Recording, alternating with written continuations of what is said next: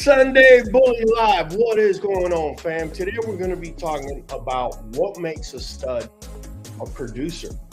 What makes a stud or a dud, right? It's a lot more complicated than you may even imagine. A lot of times we have a tendency to think in empirical terms. And so, in order for a stud to be good in our eyes, we usually, let me bring my mic over here, man. My bad. Sorry, guys. Usually in our eyes, there we go.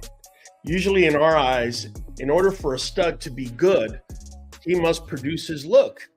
But now with genetic testing, we understand that it's not as simple as that because it's a combination of things, guys. It's not just, the stud being able to produce. You got to realize you're rolling the dice with the male stud as far as genetically what he's going to throw. But there's also another dog that's involved, and that's the female, right? So, now that we have genetic testing, you quickly realize that if you have a female that has a high coefficient of inbreeding, if you haven't heard this term before, high coefficient of inbreeding is basically synonymous to inbreeding, right? How many genetic pairs does that dog have that are identical? When they're identical, that's a clear indication that you double up on genes, since one gene comes from the father and one comes from the mother. And therefore, that's how we're able to tell how inbred your dog is and how strong of an indicator per se you're going to get as far as what that dog is able to transmit going forward, right? So just for clear indication, if you have a dog with a low coefficient of inbreeding and you're breeding a dog with a high coefficient of inbreeding going into that other dog, and regardless if it's a male or a female, the dog with the higher coefficient of inbreeding, more likely than not, right? Because we're dealing with genetics, so you're dealing with probabilities. The probabilities are that the dog with the higher COI or coefficient of inbreeding or COI is actually going to dominate the litter as far as him or her passing forward their traits. Man, we got people from all over today, man. Good morning, everybody. Good morning, good morning, good morning, good morning, Miss Beth. What's going on? Ventura, California, number love, Reyes Kennel, Big Priors. Good morning, everyone. What's up, Big Prior? Felipe Hernandez Rondon. Good morning, fam. You got it, man. Kyle letting everybody know we're about to drop some knowledge. We're here to grow and learn. We had somebody dropping bad words in our last live, so I'm just letting you know, man. Don't get overly excited and think that you're going to drop that. If you do, you're going to get blocked for life. And that's the end of that, man. Good morning from Mississippi. We got Charlotte, North Carolina. All right, guys. So listen. I got a call, I want to say about somewhere around a year to 2 years ago, somewhere in there. And, sometimes people within the bully community don't realize that bad-mouthing a stud a lot of times will get you more in trouble than what you're trying to do with a stud. And I explain to you what I mean. So we got Aguascalientes, Mexico. Happy St. Patty's Day, all the way from Mount St. Patrick. There you go. Listen, you couldn't ask, and I'm about to jump into the topic, but just real quick, you couldn't ask for a more St. Patty-ish upcoming litters per se. Than these litters right here. And of course, I told you guys I would have the purple ice litter available. This is Grand Champion Dooley, and he'll be going into QBNK's Athena as well. So like I said, about a year to 2 years ago, I get a consult. A guy pays for a consult. We come on, we're live, and he is just bad-mouthing a stud that he just bred to his female because none of the pups look anything like the father, right? Now, mind you, if you've been breeding for a while, you'll understand that sometimes the father's genes per se, or the mother's genes for that matter, doesn't matter which one, sometimes they yeah, go get your green on. I love it. Sometimes you'll see, say, either parent when the dog is younger, and then when they mature or they pop, anywhere between 18 to say 24 to 30 months, sometimes you'll see the other parent's traits actually coming in then, right? But this gentleman, he was just, thank you, man, appreciate you, Big Prior. He was just, bad mouthing this stud that he had gone into. My first time watching your live, trying to start my own kennel club. Number love, man. Appreciate you. Good morning. Do you use come on, guys, stay on topic. I will answer your questions, but something like this, keep it to the end, please. Do you use diatomaceous earth for puppies? I do. If so, how often? Every time they get fed. How much? About a spoonful for the entire litter. That's about how we roll. Make sure it's food grade, okay? Love the info. Applies to all breeds. You got it, man. Takes time. You got it. So here's the deal. He's talking to me about how this stud didn't produce not one puppy to his expectations, because that's really what it was, his expectations. Here's the problem. When you're a new breeder, your expectations a lot of time are way up, through the roof. He was expecting every puppy in the litter to look just like dad, and if that didn't happen, then it didn't meet his expectations. Therefore, the stud had to be garbage. Luckily, he did have an embark, and I asked him for it. Now, he didn't know how to read embark. That was part of the reason he wanted to do a consult, and we went in. His female's koi was 31. Like, right off the bat. 31, you guys know, I've said the cutoff is 27. So 31 means that you have a pretty high koi. We then checked the male out. Male also had a koi. He had a koi of 18, which is standard. 12 to 18 is somewhere around average for American bullies, more on the stronger side, right? But still within average, 12 to 18. He was right at 18. She's at 31. She dominated the litter. Also, these are puppies that haven't grown and matured. How do we know that, the dad's or the stud's genes inside of the pup are there or are not if we don't allow the pup to grow and show it to us, right? So I ended up talking to the guy, and I kind of changed. Leonidas, that's what I'm talking about. I kind of explained to him, was a stud one-hit wonder or multiple hits where they mature? We're about to get into that.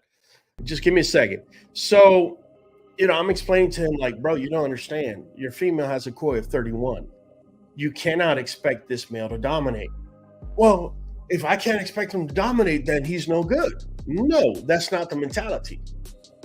See, that's empirical breeding. That's breeding based on passed down advice and passed down customs and passed down ways of doing things. More of a cultural thing, really. I could understand back then when we were breeding empirically that you would look exclusively at if the male passes traits or not to determine whether he was good or not. And don't get me wrong, that's got something to do with it. But because now we have genetic testing and you're able to get that COI or that koi, right, coefficient of inbreeding, now you have a more accurate tool to let you know what's going to be able to be passed on and what's not. So if a dog has a high koi, means he or she is going to push forward their traits. If they have a low koi, it means that rather than pushing forward their traits, they're going to bring your traits in. So that's what I explained to him. I said, the problem with your theory is that you have a female with a koi of 31. So she is passing on her traits. She is stronger in this pairing. If you want it to consume a male's traits into your yard, then you need a female with a lower koi. Okay. I have spoken to hundreds of people, and they all initially think the same thing. Higher koi, the better. And in reality, it doesn't matter if it's high or low. It's good irregardless. You just need to know how to manage it. If you have low koi, you find yourself an amazing looking stud that checks all your boxes, and he or she also has a koi that, say, is twice as much as what your female has, that dog is more likely than not gonna dominate the litter, and you're probably gonna get, right? That's where you start getting clones of that dog. And so, if you're trying to clone a dog, what you want is a female with low koi. But nobody wants a female with low koi because they all have in their mind that high koi means good and low koi means bad. And there's no such thing as good or bad. There's going to be times that you're going to need to outcross, right? And what you can do, say, for example, you have a particular pathology, you have something, a disease in your yard. I'm just going to throw a couple of ideas out there. Say you have king tails, right? And, I've already spoken about how in the mesoderm, the eyes, the heart, the kidneys, and the spine are made. The tail's part of the spine. So if you breed that, you may be exchanging for one thing or another. Now, with that being said, two dogs need to be carriers in order for a lot of pathologies to show themselves. So the way that you make sure that two carriers don't come together is you outcross to a dog, number one, that is completely healthy. And I don't mean just by your eye. I'm talking about through genetic testing. He has no pathologies, right? He's got no diseases, no illnesses, no sickness. So then you breed your female to that dog. Hopefully that dog's koi is low, because if it is low, guess what? You're not going to sacrifice your kennel's look, because your dog is the one that has that potency versus the other dog with the low koi, who's literally a placeholder. He or she is just going to make sure your homozygotic pairs are now heterozygotic. So the diseases that need both of them to be identical to show themselves all of a sudden get switched off, because now, right, you only got one pair of the gene there, the other one's not there. Therefore, the dog is a carrier, but it's not going to show the pathology because it needs both, and you just switch that off. You see what I'm saying? So having a low koi is as good and as bad as having high koi, right? But where it comes in is if you, as the breeder, have an understanding of higher koi means more potency when it's time to breed. In other words, they're going to push forward more of their traits, and how you're going to manage that, right? I hope that comes across as something that could be helpful to you. Now, with that being said, just because a dog is completely clear, right? Say you have a male that is completely clear and he's got good structure. Your female, right, has that kink tail, but everything else is on point, right? I'm just making up a hypothetical. Your female has definitely a lot more bone than the male does. In fact, the male can be considered as having light bone, right? I personally would not make that breeding happen, right? If I had the female and I needed to outcross, I would not go to a male with light bone, even though he's clear on embark. I wouldn't do that, because light bone, think about it, guys. Light bone is dominant, right? It's hard to get consistent thick bone within your yard, right? Because if you really look at, say, the gray wolf, right, you're going to realize, they've been evolving. They're the ones where our dogs, have evolved from, and they've been evolving for hundreds of millions of years. If you look at a gray wolf, they don't have a chest, they don't have a big head, and they have light bone because they need to run. They need to be able to catch prey and so on, right? So if you breed a girl with heavy bone into a male that's got light bone or a small head, these are two very, very, very dominant traits. And therefore, you're probably going to go to a smaller head and lighter bone. So I'm saying all that so you understand that there's more variables than just looking at all clear, which all clear is probably the first thing you need to be looking at on the health side. This, in my opinion, is one of the most underrated things right now happening within the American Bully community. Right? American Bully community, we chase studs based on fame, hype, whatever. We don't ask for embark. We don't look at genetic testing. We could care less if the dog is all clear, right? Then you breed to that, and now you have a disease process in your yard you didn't bargain for, you didn't want to begin with. You never had a king tail, all of a sudden they're popping up. Well, now you have an issue. That entire generation of pups you got with a king tail, the best thing you do is either cull them or sell them up as pets, and that's the end of that. Don't go out there and reproduce from there, because like I've said before, it could take up to 3 generations to fix. Do you really want to wait 6 to 7 years to be able to fix that one flaw? And then while you're chasing that flaw, other flaws may appear. All right, let me go to questions here real quick. So the parent with the higher koi is more likely to dominate the look outcome of the litter. Yes. More likely. Yes. We're dealing with genetics, bro. So there's so many variables that we're just dealing with possibilities, right?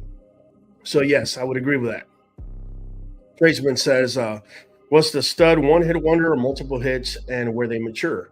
Well, here's the thing, tradesman. You could have a stud going into many different females, and you're going to get different results, right? Because you may have, now let's go to the IGF-1, for example, which is the growth hormone. You may have females that are double N. You may have females that are NI. You may have females that are double I, and this dog is going into them, right? Unless you have that information, you're really guessing. It's empirical at that point. Oh, well, he did good over here. He didn't, dogs look more like the mom in this litter. They look more like, and you start seeing these differences. Empirically, it's a guessing game. Unfortunately, however, most stud owners don't want to show you their embark because, for one, they're uneducated. So anything that pops up, they don't even know if it's okay or not. Like CRD4, low ALT. These are things that don't affect our breed, right? Or they may have something even worse than that, and they really don't want to show you. Silverio Gomez says, how often can I clean newborn puppies? Silverio, you can check out a video we had where I speak on that. You're going to get your answer there. Terrence Grigsby says, what's up, y'all? Time for this bully knowledge education, man. In Serata, some bloodlines show the real trust the blood and don't look like the outcome until close to 2. This is true, especially with the American Bully XL. Okay, because the XL, a lot of breeders have wanted to bring in size, and the way they originally brought size was with breeds outside of the original Pit, Staffy, and then eventually Bulldog. Right. So then they either went to Mastiffs, or, in some cases, people say that even Rottweilers were brought in. Again, it's purely speculative at this point. But definitely you can tell that American Bully XLs don't look like pockets or standards, because obviously they have something else that actually made them grow taller. So let me give you another example. Me and Kyle, we were having a conversation before we came on the live, and that is double N, NI, and double I. Now, these are the only possibilities available in the IGF-1, which is the mammalian growth hormone. So when you have a double N, that dog has the capability of producing big, because N is for big and I is for intermediate or even considered small. Here's the deal. Majority of dogs that have breed type in the standard, classic, okay, and even pocket. If you go to pocket, I would dare to say that most dogs are double I. If you go to standard and classics, I would say most dogs are double I. The ones that are not double I, at the very most, are probably NI. It's going to be rare that you see a double N standard running around. It's rare. Okay. So because of that, you can use the process of elimination, and you could determine, okay, well, so if double N's are mostly on the XL side and they're not mostly in the standard, classic, or pocket side, right, and they have more breed type, then what gives? What's the difference between XL, standard, classic, and pockets? And I just alluded to it, is those, possible mastiffs and other breeds that were brought in order to bring size. So, I'm leaning more to most double N's, right? Not all, most double N's are probably, that's probably coming more from Mastiff influence. Now, mind you, you may have a standard SNI and you breed to another standard SNI, you're going to get some double N's there. And that doesn't necessarily mean that it's coming from the Mastiff side, right? But it's a different way of getting size and growth on your dogs, right? If you breed to an XL that's 28 inches at withers, an XXL that's 28 inches at withers, 26 inches at withers, more likely than not, that dog may have, somewhere in the background, some sort of Mastiff influence, right? It's just the probabilities. It's not always going to be 100% true.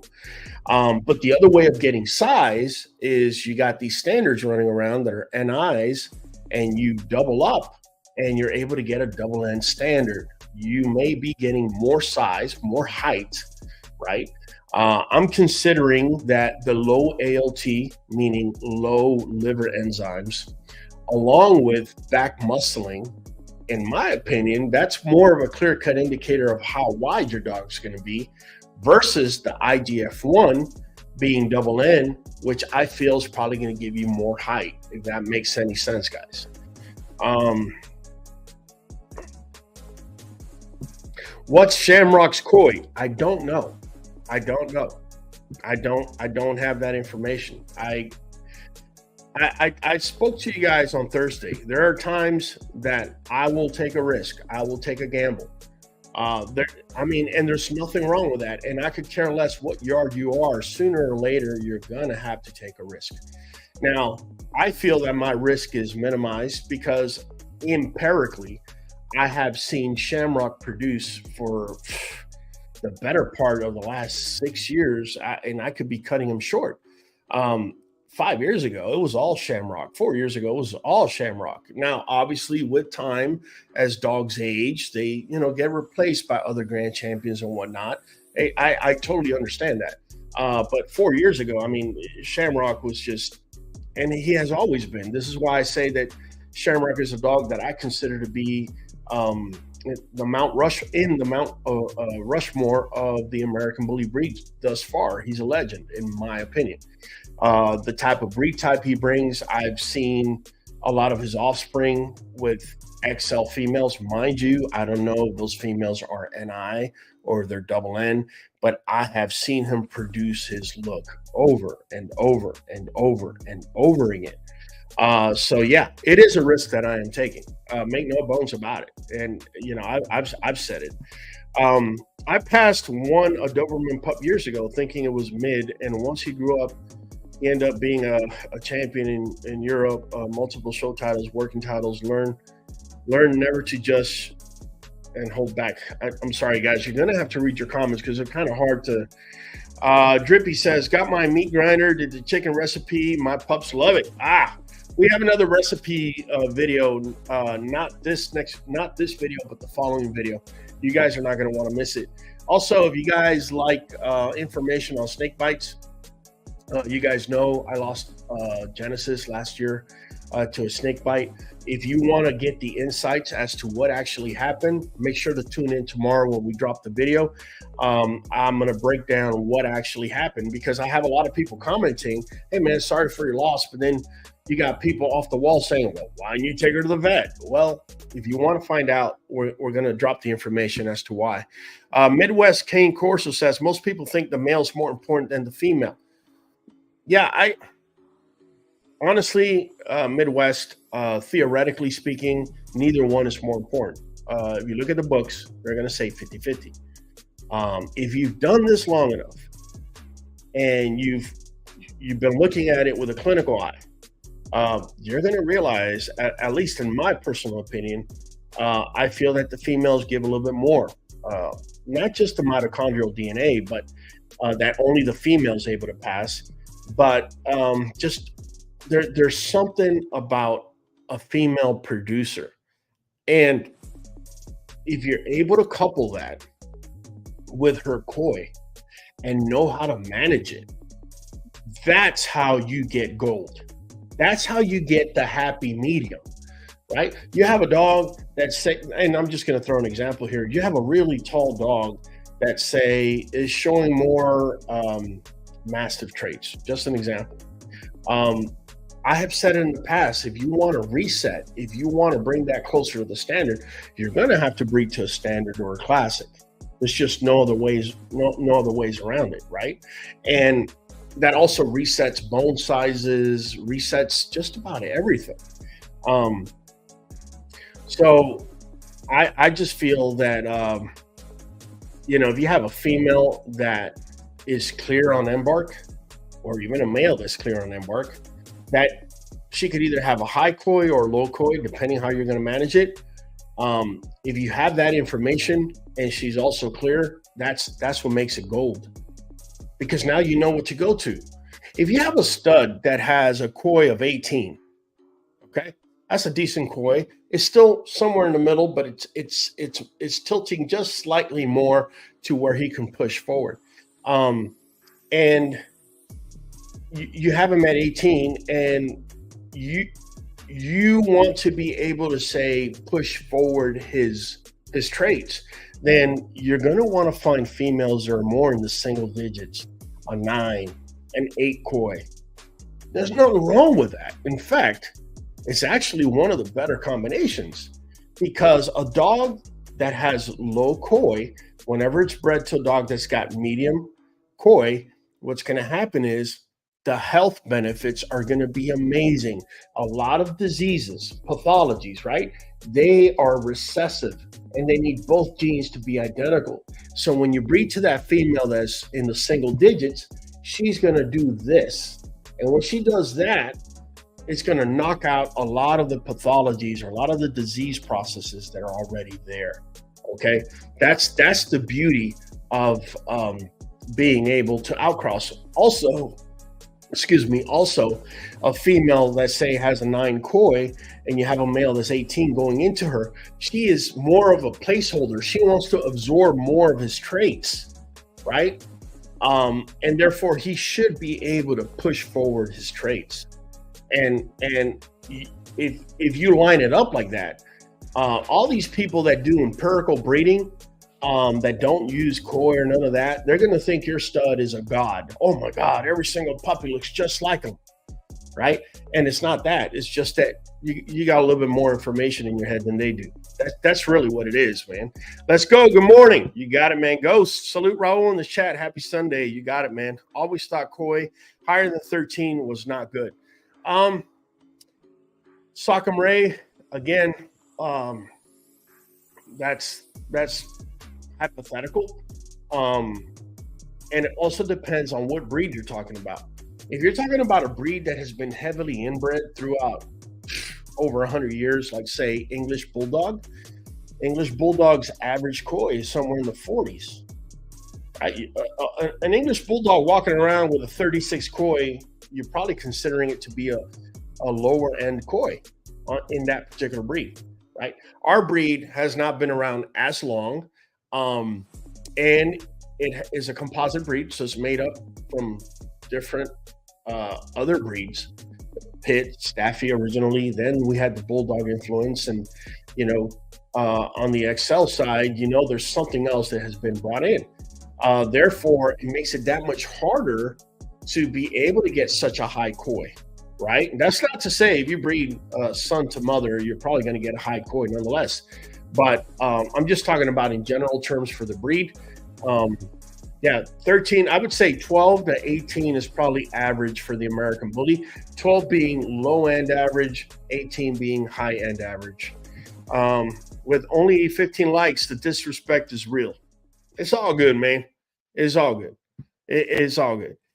Terrence, good morning, family. You got it, man. RGB Kennel says Quango is a daddy now, and his koi is 26. He dominated on his litter. We got 4 merles out of 8 puppies. We still have to embark the rest of the litter to find out. Yeah, exactly. Again, the merle gene is a dominant gene, and going into any breeding, if you do your Punnett square, the odds are 50%. So visibly, you've already hit 50%. Once you embark, you may have 1 or 2 that are going to be phantom merles, and then he may have gone over the 50% mark. Good. Thank you for dropping that comment. Javier Rivera, good morning. QBN family and Bully Nation. You got it, man. I know of a breeder who was lucky enough to visibly clear stiff stifles on his female in the first generation. Excellent, man. Awesome. Javier Rivera, finally able to catch another live after being in the hospital for 2 months due to a work accident. Let's gain this knowledge, people. Man, Javier, bro, I appreciate you coming, man. I appreciate for you for stopping by. And it says here, Javier Rivera has gifted 5 memberships, man. Can we please get the new member Dong? Pues claro que sí, cabrón. Thank you, man. None but love. We do this every Sunday. You know this, Javier. And thank you for paying it forward, man. Really appreciate it, man. You didn't have to. Zulema says, my girl's embark shows body size, IGF-1, and GG.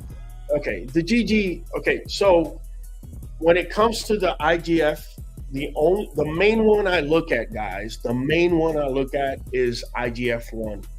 That one alone, as far as what we know up to now, makes up for like 90 some odd percent of what size is going to be. All the other ones are just very, very minute from what they've studied up to this point.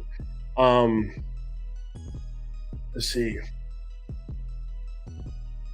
Brayman says, can you get an idea of koi by the amount of times you see the same dog or close relatives to one dog within a pedigree? Yes. The more you see inbreeding or even line breeding, if you see line breeding, you can, again, we're going back to empirical, right? You can start guessing koi of around 18 to 22, somewhere around there. Right. If you're seeing inbreeding, then you're probably hitting in the 30s. But it's always best to do a genetic test to get an exact number. I've had pups in the same litter where we go all the way down to 18 and up to 27 off of a line breeding. So, yeah, you got it, man.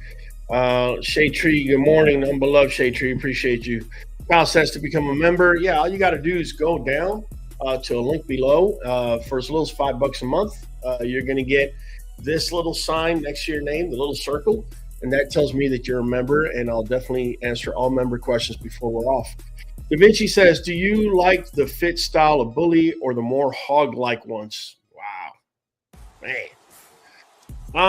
I like functional, Da Vinci, and I think the true nature of a breeder is to try to breed to the standard and yet have functional dogs. So if you feel that my dogs are very fit, this I can definitely accept that. But we're also going to bring breed type. And no, I don't like sloppy dogs. So let me give you an example. This is our girl, Cadabra, right? This is our girl Cadabra.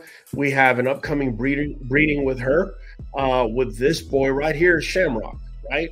I would dare to say that neither one of these 2 dogs are sloppy in any way, and they both possess strengths. And, more than anything, Shamrock he's a grand champion for a reason. He brings so much breed type. He's got thick bone. He's got the head. Look at the neck. Look at the top line. Right? And so, we're bringing it together in this breeding right here. If you really were to ask me, what are you shooting for on the Shamrock Island litter? Well, what I'm shooting for is for Shamrock, this dog you're seeing over here on the left, this boy right here, I want him to be this size right there. That's what I'm shooting for. Doesn't mean I'm going to get that exactly. We're about to find out. I'm stacking the odds as best as I can. This female is a tri-carrier. As you can see, that boy is a tri. So just right off the bat, we're looking at 50% of the litter possibly being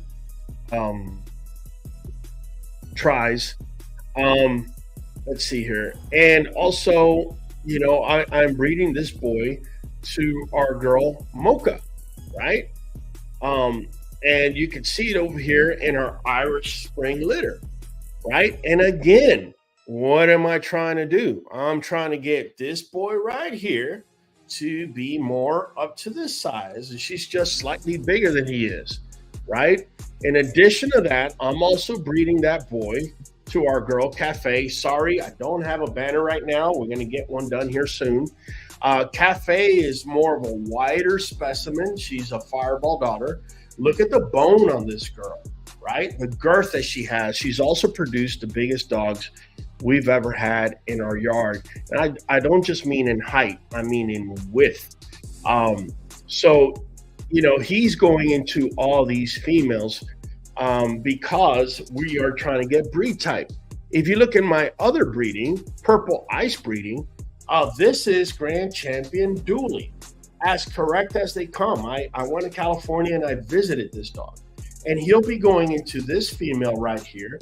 And that's QBNK's Athena, right? Athena is an Aruba daughter. I feel this boy brings a lot of breed type. Look at the muzzle. Look at the head. This dog just brings nothing but good things to the table. And, our girl Athena, she's not too shabby herself. She's pretty correct. She could definitely use a little bit more girth and a little bit more breed type. I'm definitely not opposed to that. In fact, that's where we're headed. If you're a kennel and you're not in constant evolution, then really, I don't know what you're doing. True enough, for the better part of the last 7 to 8 years, I've been concentrated mostly on structure, and you can see it on our dog's front. I don't like east-west. I don't like high rear, and typically you don't see that on my dogs. Are my dogs perfect? Nobody's dogs are perfect, man. Everybody's going to tell you their dogs are perfect, but we know there's no such thing as a perfect dog. But I have put the majority of my resources into this. H-frames, correct top lines, rear angulation. That's what I like. That's what I'm into. And it all started, we had other females, but this girl right here, her name is Aruba. She's a half sister to Fireball. Look at Fireball's H-frame. Now, in all fairness, this picture of Aruba was not when she was fully adult yet. But nonetheless, look at her correct stance. No high rear. She had correct front. She also had a wide rear, which that's what I wanted to transpose and push forward. Let's see here.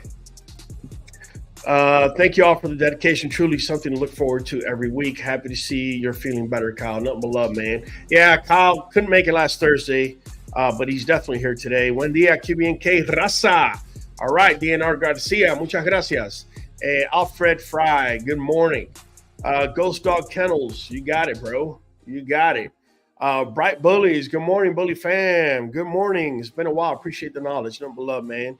I'm sorry. When I say hog, I'm talking about ultra muscular. I love your dogs and your soup. Da Vinci, it's all good, man. No big deal. I get it. Sometimes if you make dogs too muscular, like you inbreed that and inbreed that to get them, looking like a monster, only problem you end up having sometimes is that the dog isn't as functional, right? So I definitely want to add muscle to my dogs, and I definitely need to bring thickness, I feel.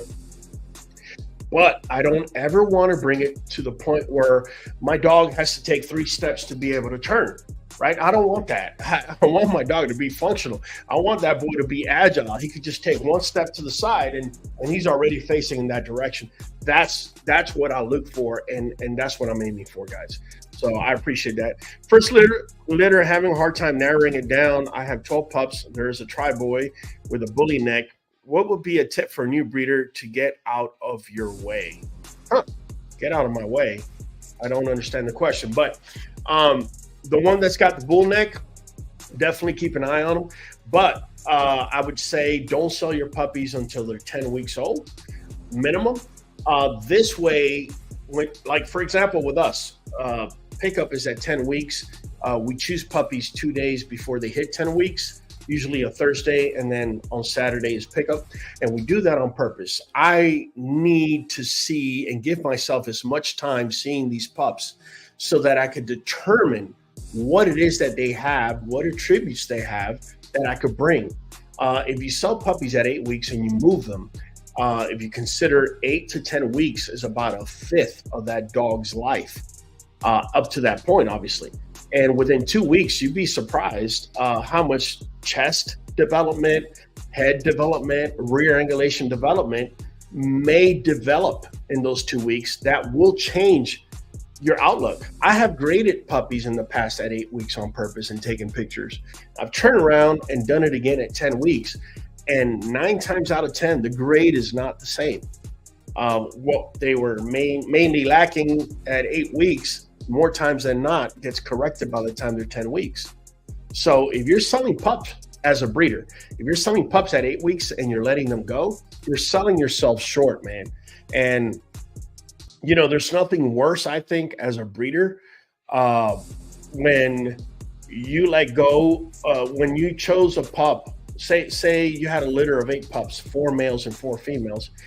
I think the worst thing that could happen as a breeder is that, you know, you kept the male that didn't bring anything to your yard.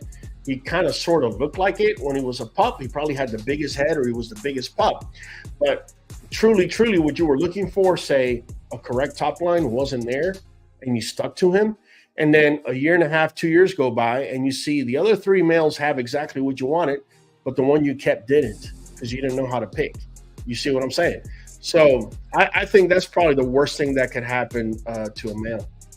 I mean, to a breeder, my apologies. Brayman Bully says, how much will putting Shamrock into all 3 females limit your future in house breedings? It wouldn't. It wouldn't. It's an outcross. I'm going to 3 different females that are outcrossed. And if you think about it, if you really do your math, right, and you figure it out, Mocha's mom is Aruba. That's the only female who is an Aruba daughter that we are going to be breeding Shamrock to, right? Cafe, her mom was Genesis. So not the same mom. Fireball is dad. Fireball is Aruba's half brother. So Cafe is a half cousin to Mocha. I don't see where the blood is tight up to that point. Cadabra is auntie to Cafe. So, you know, I've said it in the past that dogs have more chromosomes than we do, humans. So their combinations are so much more. So you can have a litter, right? And you can have the equivalent of cousins within a litter, meaning because they're coming out of the same litter, they're not necessarily human equivalents to brothers and sisters. You may have one pup that is, maybe even 2, right? That are equivalent to a brother sister in human terms. But the majority of the pups in that litter are more equivalent to being cousins because of the amount of combinations. All right. I can't wait to see all 3 of your upcoming breedings bring to your yard. Yeah, I'm excited as well, guys. I really am. And it feels all these upcoming breedings are going to be great. Appreciate you, man. New breeders advice: if you can hold the pups, hold them for 5 months or more. I don't think that's realistic. I don't think a new breeder is going to hold pups for 5 months. I have held pups for 5 months, 6 months. I have done it. It can be done, but I don't think that new breeders, I don't feel like their mentality is there. Now, if you could, don't get me wrong, Scam Alert is giving you great advice. If you could hold them for 5 months or more, that's better. Because at 10 weeks, I have said in the past, all you're looking at is a snapshot of 70% of what that puppy can be. It's potential, which potential means it could go either north or it can go south, right? So the other 30%, like I've said, goes north, south, or sideways. Neither I nor anybody else has a freaking clue. You don't know, man. You can speculate all you want, but no one knows. There's so many variables. You can't 100% say, yes, he's going to be 22 inches at withers. He's going to weigh exactly this and that. There's no way. If somebody's telling you that, you might want to run the opposite direction because they're lying to you. That's just the way it goes. Angel, not necessarily. She usually, right now, I can tell you right now, my girl Cadabra is coming into full-blown heat, right? So it's possible maybe this week, at latest the following week, she'll be bred. Mocha is starting to show signs of coming in. Any minute now, I know Cafe will also come in. And no, it's not going to be later this year. It's going to be when she's ready. So I'm expecting within a month or two at most, she should be bred. Good question, man. Aruba is one of my favorites. Man, let me tell you. I know I show the other dogs and whatnot, and Aruba has been retired and all that good stuff. Let me tell you, man, I couldn't be happier to have Aruba in my yard, not just for what she has produced. Right now, we use her as a surrogate mother to puppies, and she just teaches them so many good traits. She has a motherly instinct, so she's on top of them, and she lets them come in whenever she goes inside. I call it the cave. Basically, when she goes in through the doggy door, she actually sits there and opens the doggy door for the puppies to come in. And once they're in, she closes the doggy door. I mean, it's just amazing things that she does. So yeah, you could tell I definitely have a bias for her. Guns Blazing says, is there and dogs left in your yard that are related to Latessa? No. I don't have a dog right now in my yard that's related to Latessa. No. Good question. Scam Alert 10, see the flaws earlier, sell them to pet home, keep back all potentials as long as you can. Yeah, this is empirical breeding, but this is good advice. Whether you're doing genetic breeding or empirical breeding, it doesn't matter. This is good advice. If you could keep pups up to 5 months and then you have no issues, selling them at that point, then by all means. Aruba's the OG at this point. Yep, she is. You know who else is an OG? This guy right here. OG Fireball, the free stack freak. It's funny. The other day, we did one of them new YouTube lives where they give you the full vertical screen. And I was showing people how I stack them. And literally, man, you just say, Fireball, come here, stop, stay there, bring the camera down, and he's stacked. It's really that easy. If you haven't watched that video, make sure to check it out. It's pretty funny how easy it is to get him to stack, man. It really is. Buenos días desde Fallbrook, California. ¿Cómo estás? I miss seeing Genesis and Latessa. I hear you guys. Yeah, this past year was by far the hardest year for me. It really was, man. Seeing Jenny pass was definitely not an easy thing for me. Isaiah Feliciano, QMBK says, when will you post Shamrock and Cafe litter on the app? I'm not sure yet, guys. Like I said, I got to work on that banner. Once I get the banner up, I'll probably post it up. The thing with Cafe is that her last litter, she only had 5 pups, so I'm expecting not necessarily the largest litter. Now, watch me say that, and she has 12 pup litter. That's just how it goes, right? I'll be honest with you. If she has 4 pups, I wouldn't be surprised if I keep everything. I wouldn't. I'm just keeping it real with you. Guns Blazing says, correct me if I'm wrong, but Latessa was one of my most legendary dogs in your program from day one. She was. Latessa was an alpha female in my yard until Cadabra took over. She definitely kept my yard in line. I much appreciate your comment. Beth B says they're stunning dogs. Thank you. RGB says Raul, big boy now, Gizmo is very confident and does a lot of things around here. Like where did he learn this? Aruba did this? No. Let me give you a little bit of insight, RGB. So the bigger puppies usually have a tendency to be more alpha. Now, let me just explain this. So you're born, or pups are born, with a propensity per se to either be alpha, beta, omega, whatever, right? However, as they're growing, their environment also encourages certain behaviors. So when you're the bigger puppy and you're used to eating more than everybody and leading the way and that sort of thing, and you really don't have, say, an opponent that can dominate you, you start getting this confidence about you.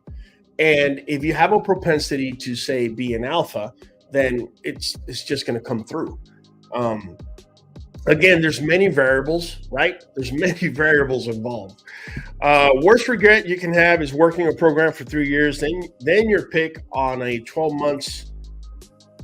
Then your pick, he has rye jaw, which is when the jaw does that, they basically shift and or raises its rear, leaving you with no dog for a program back to 0. Well, at 12 months, maybe the rye jaw, I could see me moving away from a dog at 12 months, but at 12 months, if a dog is showing a slight high rear, that could change when the dog pups and they widen. This is why you got to wait until they're 18 months to 2 years. That's when the maturing of their body is actually going to come in. You definitely want to give yourselves that. Guys, real quick, man, let me just go ahead and show you this commercial.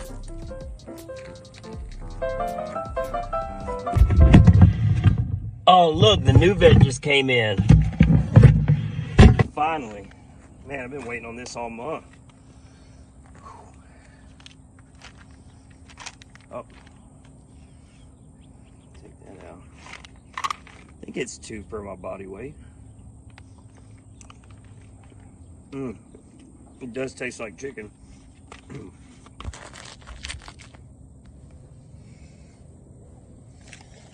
Oh, yeah. Makes me feel a lot better now. All right, time to bring them to the dogs. Let me tell you guys, and I've known Kyle now for a minute. I have never seen him walk straighter than he has ever since he's been getting Nuvet. Let me bring him on for a second. Kyle, how do you feel after taking Nuvet, man? Oh, a lot better. Okay. It's changed my life in many ways. Let me tell you, man. What changes have you seen in your dogs ever since you've been given Nuvet and New Joint DS? They eat less. They absorb more. They've actually gotten bigger, girthier. Believe it or not, okay. I wouldn't believe unless it happened to me. More energy. Just, all around health wise, man, it's helped out a lot. It's been an improvement, huh? Oh, you've seen better coat. I've even noticed a better beard on you, man.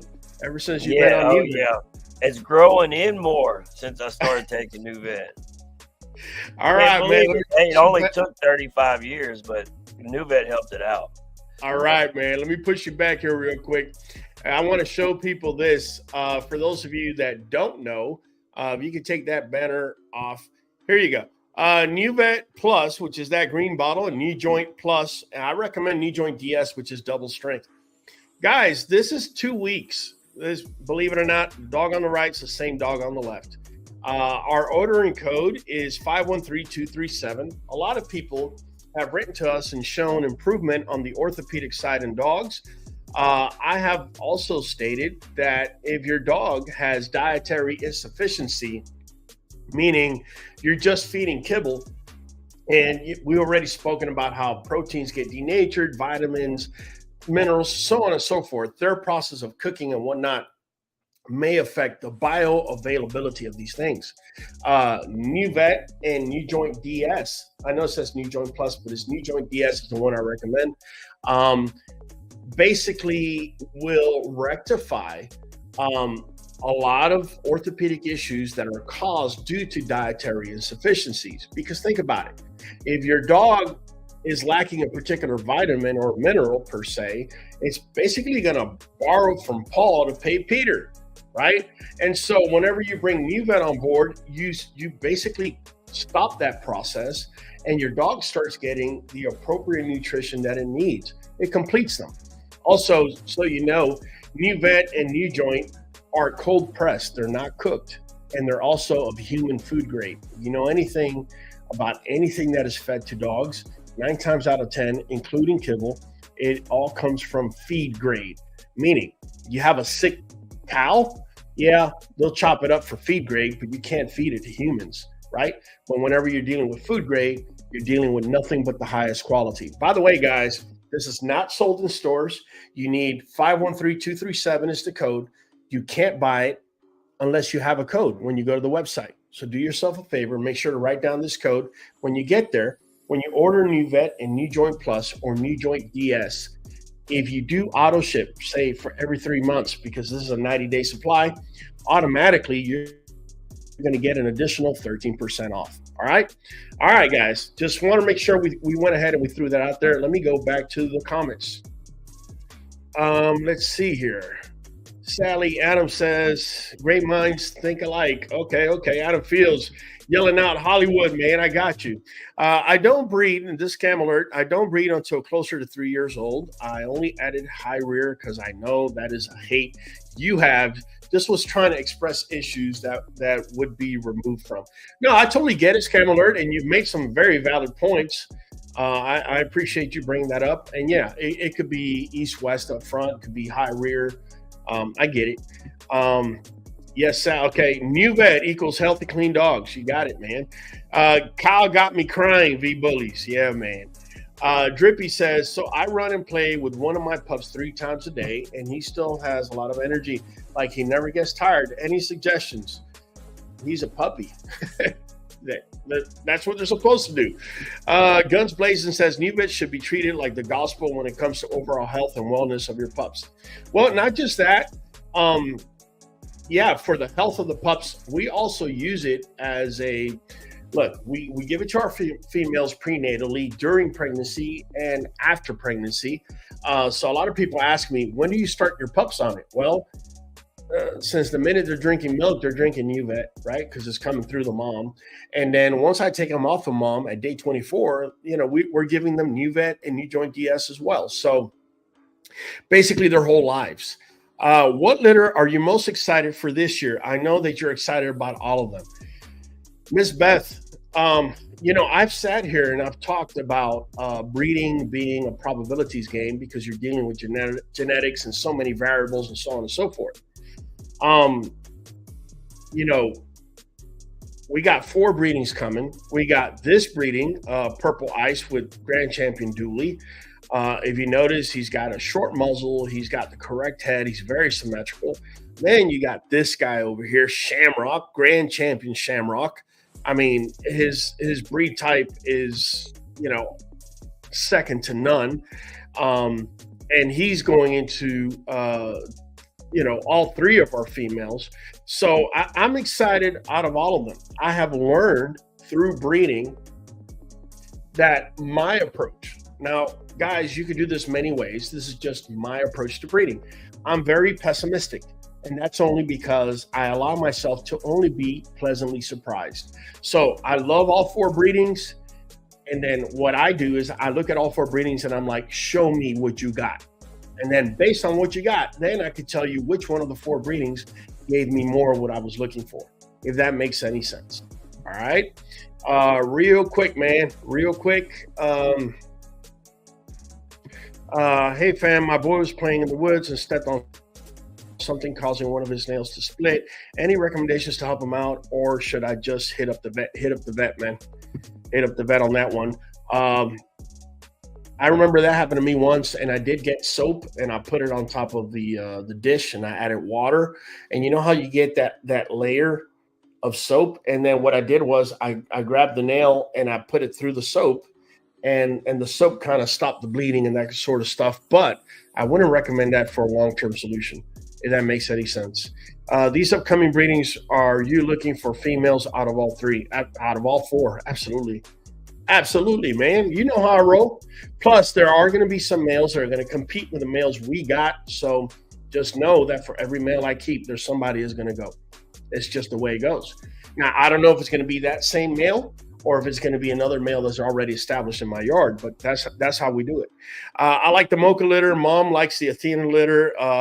Miss Beth B. All right. You have pups available. We do. Download QBN app. If you want more of that information, you can contact us. Click on contact us, and we could have a conversation there.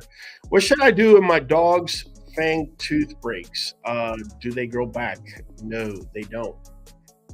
You may want to go to the vet. I don't know about the whole replacement of the fang tooth or anything like that, but you want to make sure that the nerve is not exposed, because that will cause pain. Just throwing that out there. All right, man, let me bring my guys from the back, and we getting ready to rock and roll, man. It's been a good live, gentlemen. Steve-O, break it down, man. You already know, fam.